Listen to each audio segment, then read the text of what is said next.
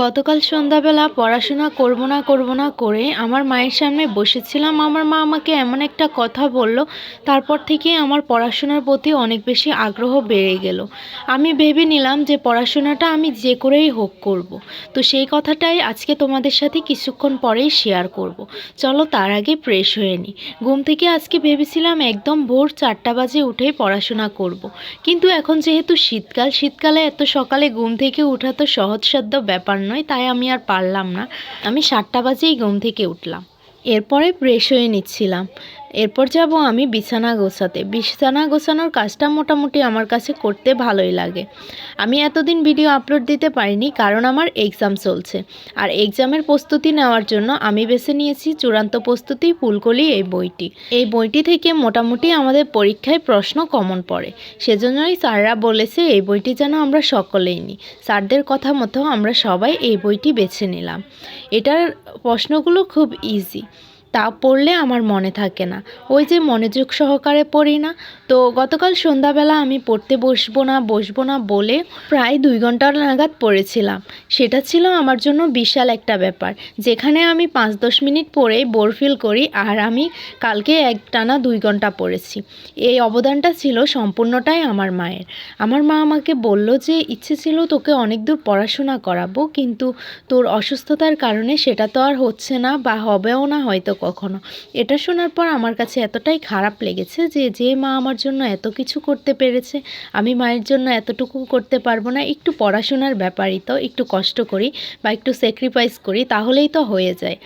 আগে পড়তাম 10 minute 15 minute, এখন টানা 2 ঘন্টা করে পড়ব। দেখি সামনে কি হয়। আমি আমার সর্বোচ্চটা দিয়ে চেষ্টা করব পড়াশোনা করার, বাকিটা আল্লাহ ভরসা। আর তোমাদেরকে একটা ইম্পর্ট্যান্ট কথা বলে রাখি, কখনো সহপাঠীদের সাথে তাল মিলিয়ে প্রতিযোগিতা করে পড়াশোনা করতে চেও না, তাহলে ক্ষতিটা পরবর্তীতে তোমারই হবে। সহপাঠীর হয়তো মেধা একটু ভালো, সেজন্য সে তোমার চাইতে এগিয়ে রয়েছে, কিন্তু তুমি তার সাথে প্রতিযোগিতা করে যখন এগিয়ে যেতে যাবে, তখন কোনো না কোনো বাধা তোমার সামনে এসে ধরা দেবে।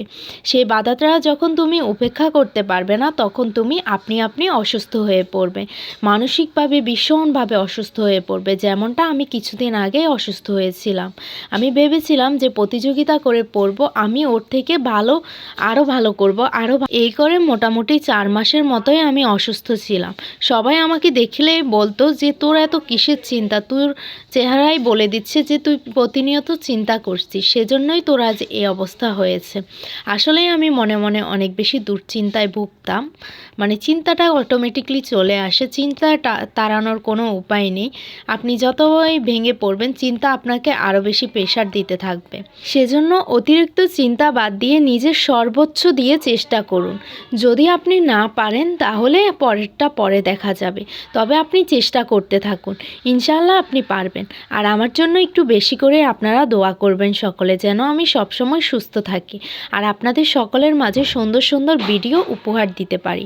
আমার খুব শখ মিডিয়া জগতে ভিডিও আপলোড করব, সবার ভালোবাসা পাবো, এটাই আমার সবচেয়ে বড় ইচ্ছা। কিন্তু এখন মায়ের ইচ্ছাটাও তো আমাকে পূরণ করতে হবে, আমাকে প্রচুর পড়াশোনা করতে হবে। পড়াশোনার বিকল্প দুনিয়াতে কিছুই নেই। আপনি যে কোনো কাজই করতে যান না কেন, পড়াশোনাটা আপনার জানা থাকা লাগবে। তাই সারাদিন টিকটক, ইউটিউব, ফেসবুক এই সকল প্ল্যাটফর্মে না থেকে একটু বইয়ের মধ্যে থাকার চেষ্টা করুন।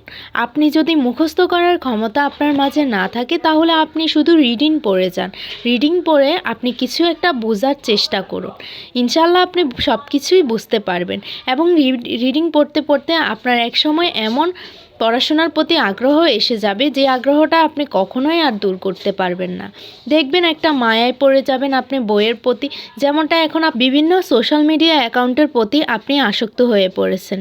দেখবেন আস্তে আস্তে সব কিছু ঠিক হয়ে যাবে, আপনিও মনোযোগ দিয়ে পড়াশোনা করতে পারবেন।